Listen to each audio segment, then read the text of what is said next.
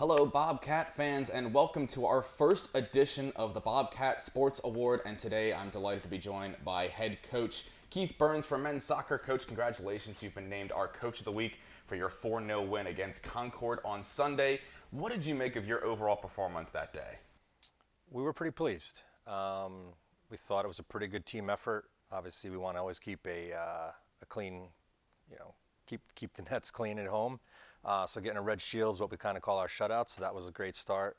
4 different goal scorers, some guys getting their first collegiate goal.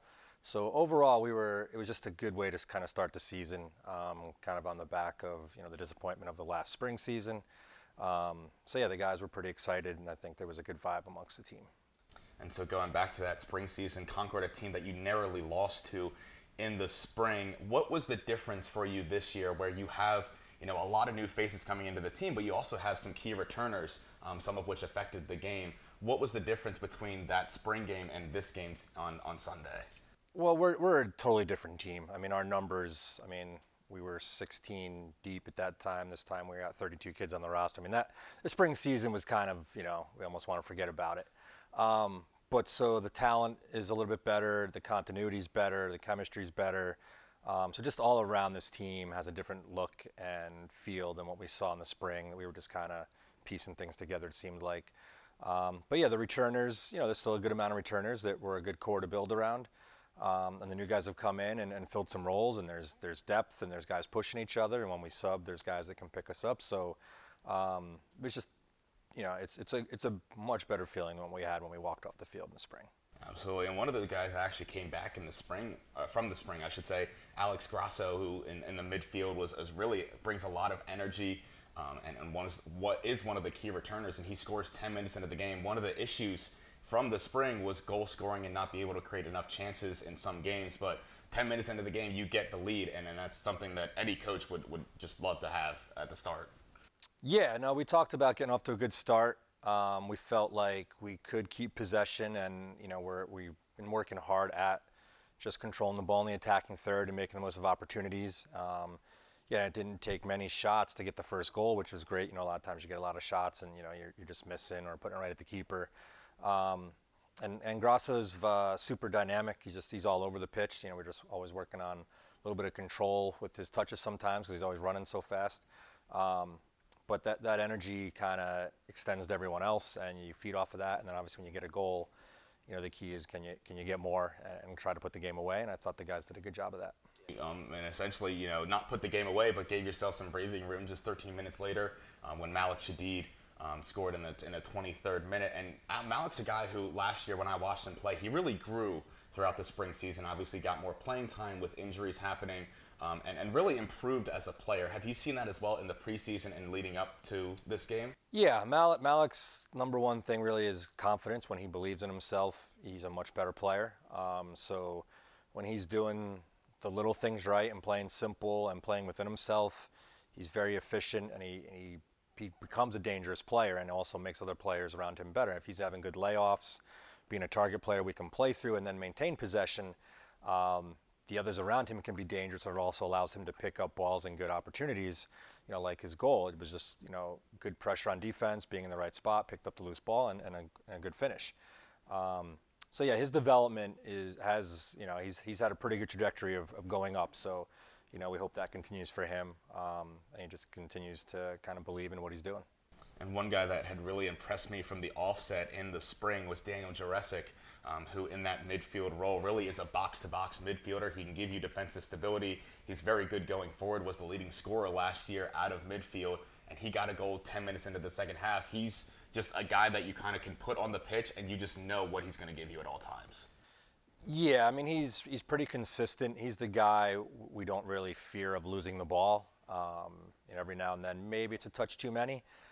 But in general, he's going to get out of pressure. He's going to see the field. He's going to see the pass.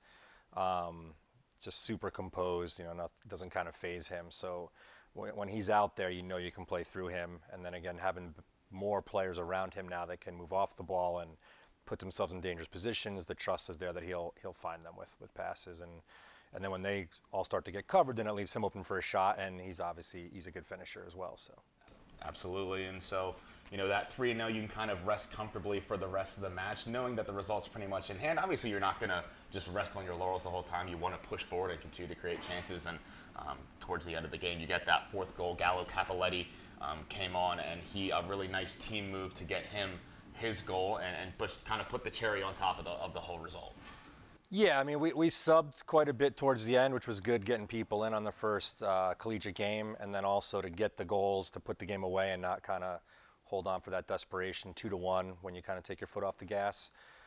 So we got guys in, and we got the goals, and everyone was kind of able to enjoy it. So it was a really good way to start the season. Yeah, one of those guys off the bench that also impressed was Kenny Sims, who had a little bit of an injury scare in the preseason and was held out of a couple practices, but coming back in, obviously a talented transfer forward, got some good chances, just wasn't able to get that goal, but certainly impressing off the bench. Yeah, so I mean, he's still limited, not fully cleared, so we had him on a kind of a minutes restriction, but just enough to really get him some running and kind of see what he's capable of doing, and I think he felt pretty good about where his knee was feeling. And now, I think going forward, he's going to contribute for sure, and we'll have, another forward up there with Malik, and even Gallo sometimes plays up top, and we have another guy, Chad. So just, again, that depth, which we lacked last year, is back.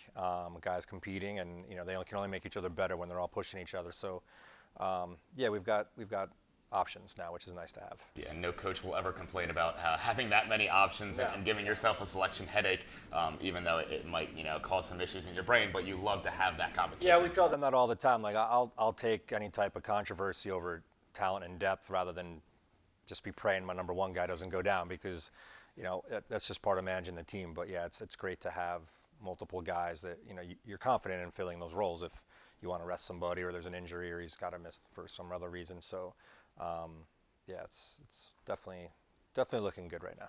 And so we talked a lot about the offense, but the defense, to their own right, you guys outshot Concord 19-6, and your starter goalkeeper Joel Assault wasn't ever really troubled throughout the match. Not where Concord had consistent pressure, where a lot of your defense also returns in front of him, where you have again that competition to come in and give those guys from last year some nerves for their places to be able to perform, and they kind of kept Concord in check, where they were really at a distance, never really threatening the goal a ton.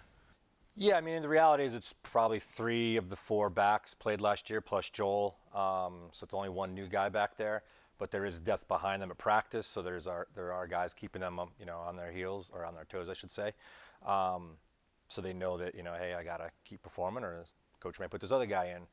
So again, that depth overall has just been great to have for practices. But yeah, they were solid, and Jose was fantastic getting to the attack, just super dangerous. And Matt and Isaiah, locking down, winning all the 50-50s, and just being big, strong center backs. And Bryce showed composure on the left side, and Joel, yeah, he didn't have to do a whole lot, but he did his job. His job, we always tell him, is not to make saves, make the other guys in front of you do their job.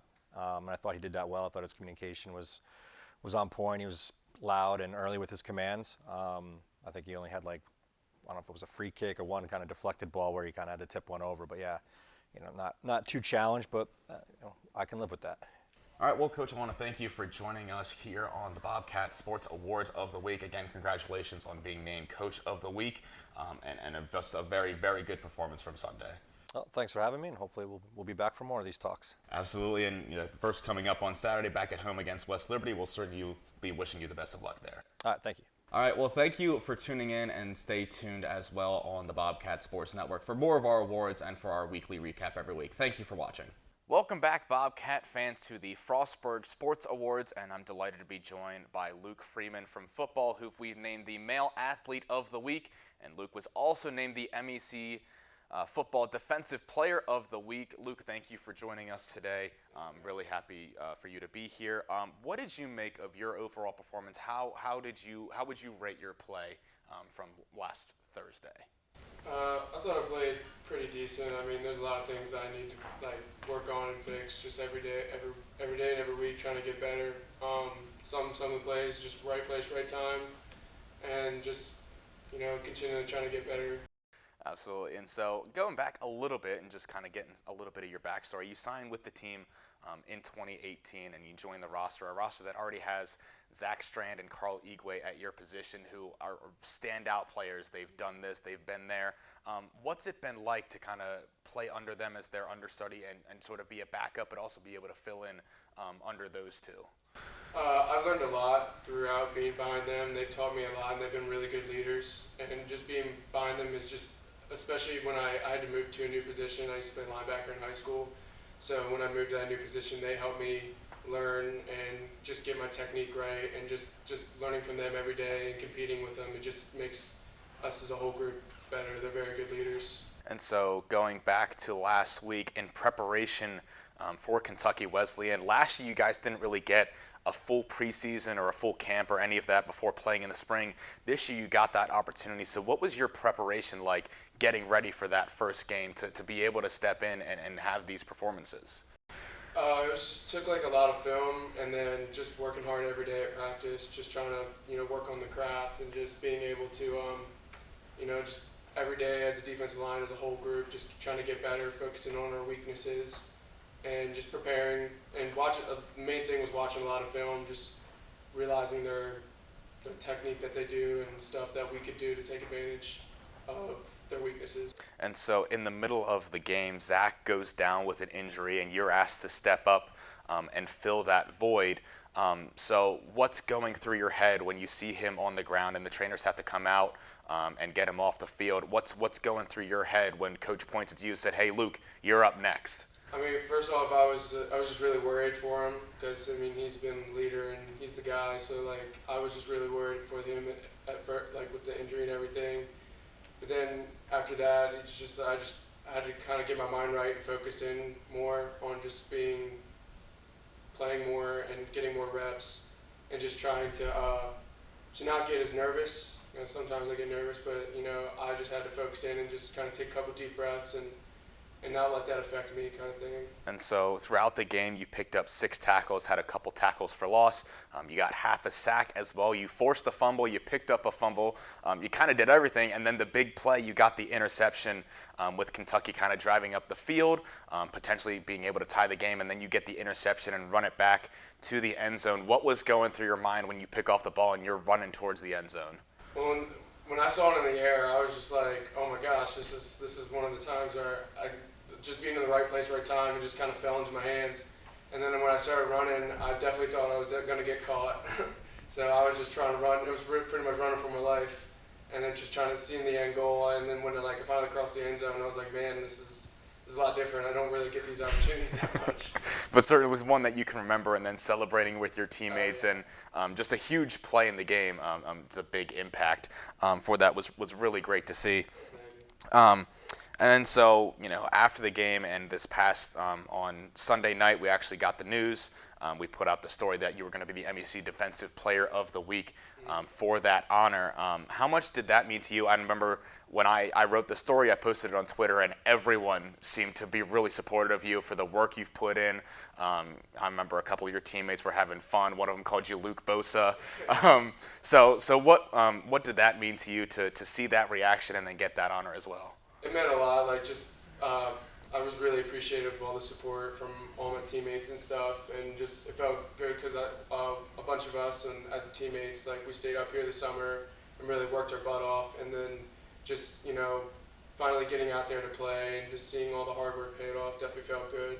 But just trying to continue to keep it up, and just as a whole team, just keeping the work keep on working to get better every week. Absolutely, and you can continue that this week where you got a road game against West Virginia State where it's going to be played at Charleston. But what's your guys' mentality for this upcoming week? I know when we did our preseason talk with your head coach, Delane Fitzgerald, he said we just take everything 1 week at a time. We don't focus about 2 weeks down the road, 3 weeks down the road. It's all one game per week. Is that sort of how you're preparing for this game as well? Yeah, just want to know every week, just trying to win 1 week at a time, and just focus on the opponent at hand. And then just, especially with road games, you need a lot of focus to go down there and play in someone else's place. But just really trying to stay focused on the next task at hand. Well, Luke, I want to thank you once again for joining us here on the Frostburg Sports Awards. I want to give you just another congratulations for your performance this past week. Thank you so much for having me. I really appreciate you guys and everything you guys been doing for us. Absolutely, and we'll wish you the best of luck for this upcoming week and for the rest of the season. Who knows, we might see you again on this show as we go throughout the season. But thank you once again, and stay tuned here on the Bobcat Sports Network. We'll have more sports awards and our recap coming out, so thank you for watching. Welcome back, Bobcat fans, to our final player of the week here for the Frostburg Sports Awards, and it is the Female Athlete of the Week, where I'm delighted to be joined by Toni Fiocco-Mizer from women's soccer. Toni scoring 2 goals over the weekend for the team, a win on Friday against Shippensburg, and then a very, very tough loss on Sunday against Kutztown, but an overall great performance from yourself and the team. What did you make of your overall performance, Toni? I was really just mostly more excited to be out there and playing again with the team and everything. So I was very happy with my performance and honestly kind of surprised, especially with the header goal that went in. I was like, okay, that happened. But I was just really happy to be back out and playing with everyone. And so we'll kick off right away, actually, with that headed goal. And I remember in the spring, and the home game against Alderson Broadus was the one that I'm reminded of. On the corner kick, you guys are down 1-0.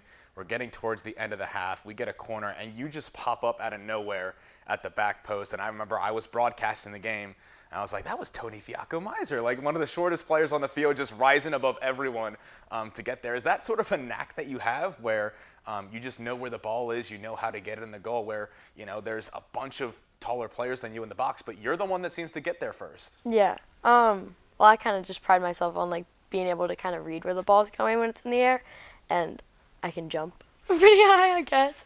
But it's never been something that I've never had header goals. Like my first ever header goal was in college. It was my first ever college career goal, was a header goal. So it's a new thing for me. Was a pretty good one to get, right? Yeah. It was far out too. It was crazy. And so going back to the spring, you joined the team essentially in the winter, and were able to train and started the preseason in the spring, and you kind of just worked your way right into the first team, the starting 11, working up front with Audra and Lexi in the starting lineups, where you kind of played as a forward, sometimes like a false 9 in a way. What was, how did you make yourself known, and what Coach Brian Parker liked about you that you were able to fit yourself in so well with that front line? I like the ball at my feet, which I think is very different than a lot of people that play on the front line. They usually like to get the ball over the top and use their speed and stuff. So initially coming in, I liked the ball at my feet, and I like to play and make plays. And so I think Coach Parker really saw that as something that we could use for the whole team, and something that I could also, once I built chemistry with all the girls, then I could finally fit in perfectly.